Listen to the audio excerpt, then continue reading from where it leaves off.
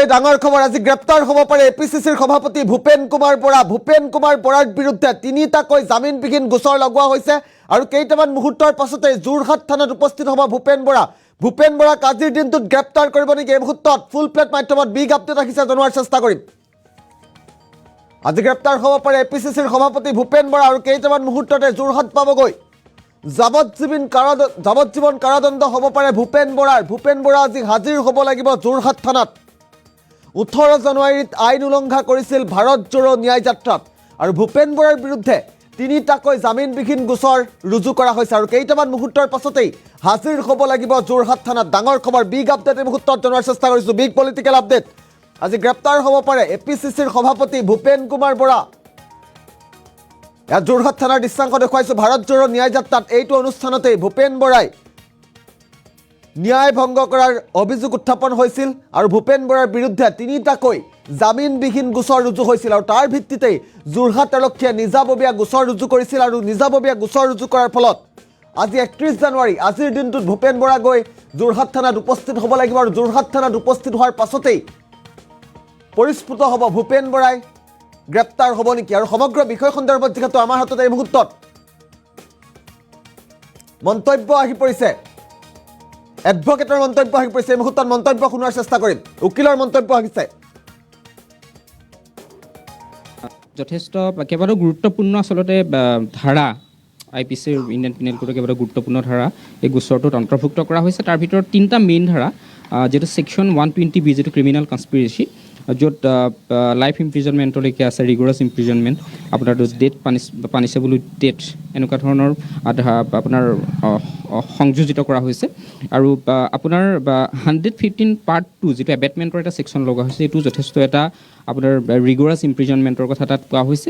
আৰু ইয়াৰ উপৰিও ছেকশ্যন 353 য'ত আপোনাৰ এছল্টৰ ক্ৰিমিনেল ফ'ৰ্চ, আপোনাৰ পাব্লিক ছাৰ্ভেণ্টক যেতিয়া আপোনাৰ ক্ৰিমিনেল ফ'ৰ্চ ইউজ কৰা হয় বা ডিটাৰ কৰা হয় তেওঁলোকৰ কৰ্তব্য সম্পাদন কৰি থকা অৱস্থাত, তেতিয়া এনেকুৱা এটা 353 দৰে ছেকশ্যন লগা হয়, যিটো নন বেলেবল ছেকশ্যন আৰু যথেষ্ট ধৰণৰ ৰিগৰাছ ইমপ্ৰিজনমেণ্ট, লাইফ ৰিগৰাছ ইমপ্ৰিজনমেণ্টৰ কথা ইয়াত কোৱা হৈছে। আনহাতে যিটো ছেকশ্যন 3 অফ PWPP এক্ট, ৰাজহুৱা সম্পত্তি নষ্ট কৰিলে বা ৰাজহুৱা সম্পত্তি ধ্বংস কৰিলে যিটো ছেকশ্যন লগা হয়, এনেকুৱা এটা ধাৰা অন্তৰ্ভুক্ত কৰা হৈছে, য'ত তাতো যথেষ্ট ধৰণৰ আপোনাৰ অলপ বেছি, য'ত ৰিগৰাছ ইমপ্ৰিজনমেণ্টৰ কথা কোৱা হৈছে। যথেষ্ট কেইবাটাও গুৰুত্বপূৰ্ণ আচলতে ধাৰা IPCৰ ইণ্ডিয়ান পিনেল কোডৰ কেইবাটাও গুৰুত্বপূৰ্ণ ধাৰা এই গোচৰটোত অন্তৰ্ভুক্ত কৰা হৈছে। তাৰ ভিতৰত তিনিটা মেইন ধাৰা, যিটো ছেকশ্যন 120B যিটো ক্ৰিমিনেল কনস্পিৰেচি, য'ত লাইফ ইমপ্ৰিজনমেণ্টলৈকে আছে, ৰিগৰাছ ইমপ্ৰিজনমেণ্ট, আপোনাৰ ডেথ পানিছেবল উইথ ডেথ, এনেকুৱা ধৰণৰ আপোনাৰ সংযোজিত কৰা হৈছে। আৰু আপোনাৰ 115 Part 2 যিটো এবেটমেণ্টৰ এটা ছেকশ্যন লগা হৈছে, এইটো যথেষ্ট এটা আপোনাৰ ৰিগৰাছ ইমপ্ৰিজনমেণ্টৰ কথা তাত কোৱা হৈছে। আৰু ইয়াৰ উপৰিও ছেকশ্যন 353 য'ত আপোনাৰ এছল্টৰ ক্ৰিমিনেল ফ'ৰ্চ, আপোনাৰ পাব্লিক ছাৰ্ভেণ্টক যেতিয়া আপোনাৰ ক্ৰিমিনেল ফ'ৰ্চ ইউজ কৰা হয় বা ডিটাৰ কৰা হয় তেওঁলোকৰ কৰ্তব্য সম্পাদন কৰি থকা অৱস্থাত, তেতিয়া এনেকুৱা এটা 353 দৰে ছেকশ্যন লগা হয়, যিটো নন বেলেবল ছেকশ্যন আৰু যথেষ্ট ধৰণৰ ৰিগৰাছ ইমপ্ৰিজনমেণ্ট, লাইফ ৰিগৰাছ ইমপ্ৰিজনমেণ্টৰ কথা ইয়াত কোৱা হৈছে। আনহাতে যিটো ছেকশ্যন 3 অফ PWPP এক্ট, ৰাজহুৱা সম্পত্তি নষ্ট কৰিলে বা ৰাজহুৱা সম্পত্তি ধ্বংস কৰিলে যিটো ছেকশ্যন লগা হয়, এনেকুৱা এটা ধাৰা অন্তৰ্ভুক্ত কৰা হৈছে, য'ত তাতো যথেষ্ট ধৰণৰ আপোনাৰ অলপ বেছি, য'ত ৰিগৰাছ ইমপ্ৰিজনমেণ্টৰ কথা কোৱা হৈছে। যথেষ্ট কেইবাটাও গুৰুত্বপূৰ্ণ আচলতে ধাৰা। কেইটামান মুহূৰ্তৰ পাছতে এপিচিচিৰ সভাপতি ভূপেন বৰা আজি গ্ৰেপ্তাৰ হ'ব পাৰে কেইটামান মুহূৰ্তৰ পাছতেই। এয়া অধিবক্তাৰ মন্তব্য শুনিলে অধিবক্তাই স্পষ্টকৈ উল্লেখ কৰিছে কি কি গোচৰত ভূপেন বৰাক আজি গ্ৰেপ্তাৰ কৰিব পাৰে। আৰু সমগ্ৰ বিষয় সন্দৰ্ভত আমি অধিক তথ্যৰ বাবে এই মুহূৰ্তত সবিশেষ জানিবৰ বাবে হিমাংশু চহৰীয়াৰ সৈতে সংযুক্ত হোৱাৰ চেষ্টা কৰিছোঁ। হিমাংশু চহৰীয়া, সমগ্ৰ বিষয় সন্দৰ্ভত আপোনাৰ হাতত কি তথ্য আছে? আজি গ্ৰেপ্তাৰ হ'ব নেকি এপিচিচিৰ সভাপতি ভূপেন কুমাৰ বৰা? কি তথ্য আছে শেহতীয়া? হয় সুদীপ্ত, ইতিমধ্যেই সভাপতি ভূপেন বৰা যোৰহাট থানালৈ ৰাওনা হৈছে আৰু যোৰহাট থানা কিছু সময় পিছতে উপস্থিত হ'ব। আমি কিছু সময় পূৰ্বে যিহেতু এই বিষয়টোলৈ কথা পাতিছিলোঁ আৰু কথা পাতোঁতে তেওঁলোকে উল্লেখ কৰিছিলে প্ৰায় আধা ঘণ্টাৰ ভিতৰত তেওঁলোকে যোৰহাট থানাত উপস্থিত হ'ব আৰু যোৰহাট থানাত উপস্থিত হোৱাৰ পিছত থানাৰ যে যাৱতীয় কাম কাজ সেয়া তেওঁলোকে কৰিব আৰু লগতে আৰক্ষীয়ে যদি তেওঁলোকক কিবা সোধপোছো কৰে সেই গোটেই বিষয়সমূহ, সোধপোছ কৰাৰ বিষয়সমূহ তেওঁলোকে উত্তৰ দিবলৈ প্ৰস্তুত বুলি কৈছে। কিন্তু তাৎপৰ্যপূৰ্ণ কথাটো হৈছে তিনিটাকৈ জামিনবিহীন গোচৰ ৰুজু কৰা হৈছে আৰু ভূপেন ভূপেন বৰাই ইতিমধ্যে উল্লেখ কৰিছে যে জামিন তেওঁ নলয়, কোনো কাৰণত তেওঁ জামিন নলয়, আগতীয়া জামিন নলয়, গতিকে তেওঁক যদি গ্ৰেপ্তাৰো কৰে তেতিয়াহ'লে তেওঁ জেললৈ যাবলৈ প্ৰস্তুত বুলি ইতিমধ্যে উল্লেখ কৰিছে। আৰু যি গোচৰ তিনিটাকৈ গোচৰ ৰুজু কৰা হৈছে, যোৰহাটত আইন শৃংখলা ভংগ কৰাৰ লগতে বিশৃংখল পৰিস্থিতি সৃষ্টি কৰা বুলি কোৱা হৈছে।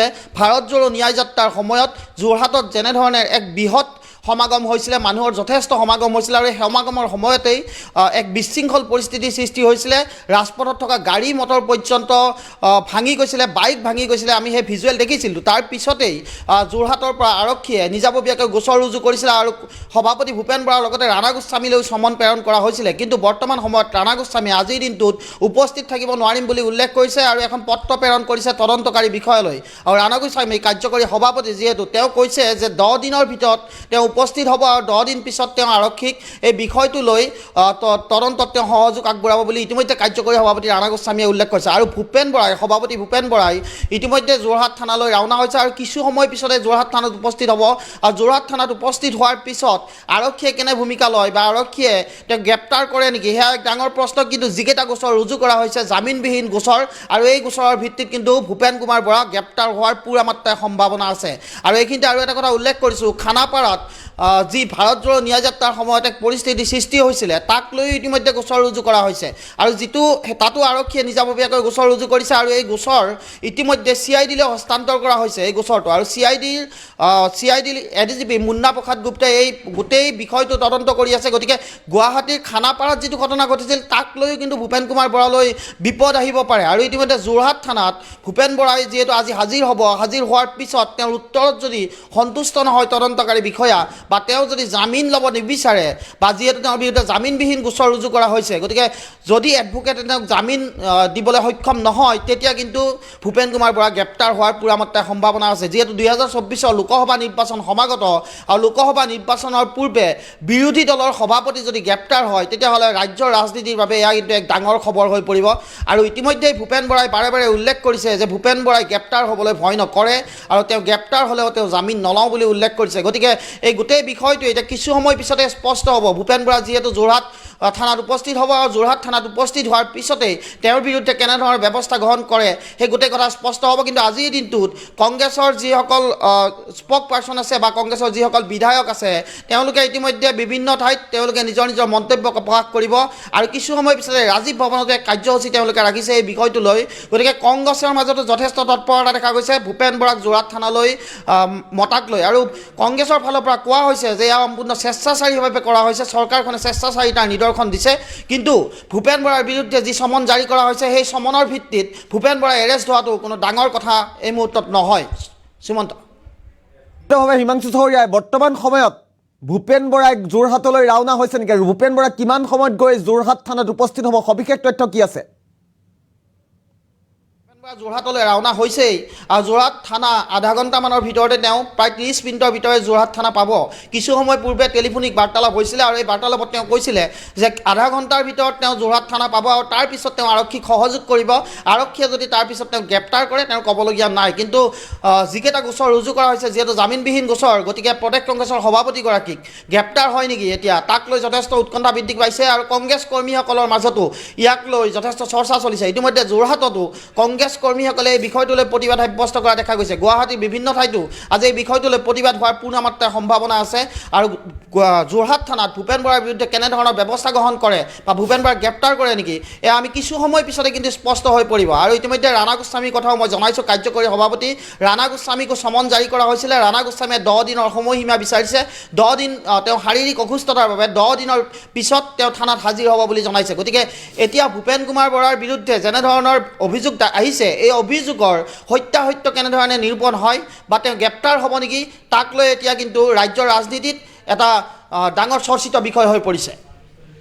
নিশ্চিতভাৱে ধন্যবাদ জনাইছোঁ হিমাংশু চহৰীয়া। এটা ডাঙৰ খবৰ আমি পুনৰবাৰ উল্লেখ কৰিছোঁ, আজি গ্ৰেপ্তাৰ হ'ব পাৰে APCCৰ সভাপতি ভূপেন কুমাৰ বৰা। ভূপেন কুমাৰ বৰাৰ বিৰুদ্ধে 3টাকৈ জামিনবিহীন গোচৰ লগোৱা হৈছে আৰু কেইটামান মুহূৰ্তৰ পাছতে হয়তো গ্ৰেপ্তাৰ হ'ব পাৰে APCCৰ সভাপতিগৰাকী। আৰু ভূপেন বৰা গ্ৰেপ্তাৰ হ'লে প্ৰধান বিৰোধী দল কংগ্ৰেছৰ সভাপতিগৰাকীয়ে যদি গ্ৰেপ্তাৰ হয় এক প্ৰকাৰ ৰাজ্যৰ ৰাজনীতিত এক প্ৰকাৰ ধুমুহাৰ সৃষ্টি হ'ব পাৰে বুলি বিভিন্নজনে মন্তব্য কৰিছে। আৰু কেইটামান মুহূৰ্তৰ পাছতে পৰিস্ফুট হ'ব ভূপেন বৰা গ্ৰেপ্তাৰ হ'ব নে নহয়। কিন্তু বৰ্তমান মুহূৰ্তত ডাঙৰ খবৰ আৰু আধা ঘণ্টাৰ ভিতৰতে হয়তো আধা ঘণ্টা ৪৫ মিনিটৰ ভিতৰতে হয়তো যোৰহাট থানাত গৈ উপস্থিত হ'ব কংগ্ৰেছৰ ৰাজ্যিক সভাপতি ভূপেন কুমাৰ বৰা আৰু ভূপেন কুমাৰ বৰাৰ বিৰুদ্ধে ৩টাকৈ জামিনবিহীন গোচৰ ৰুজু কৰা হৈছে যোৰহাট আৰক্ষীয়ে নিজাববীয়াকৈ ৩টাকৈ জামিনবিহীন গোচৰ ৰুজু কৰিছে আৰু ভূপেন বৰাৰ মন্তব্য আমি পৰৱৰ্তী সময়ত লোৱাৰ চেষ্টা কৰিম কিন্তু এই মুহূৰ্তত ডাঙৰ খবৰ বিগ পলিটিকেল আপডেট আৰু কেইটামান মুহূৰ্তৰ পাছতে হয়তো গ্ৰেপ্তাৰ হ'ব পাৰে APCCৰ সভাপতি ভূপেন বৰা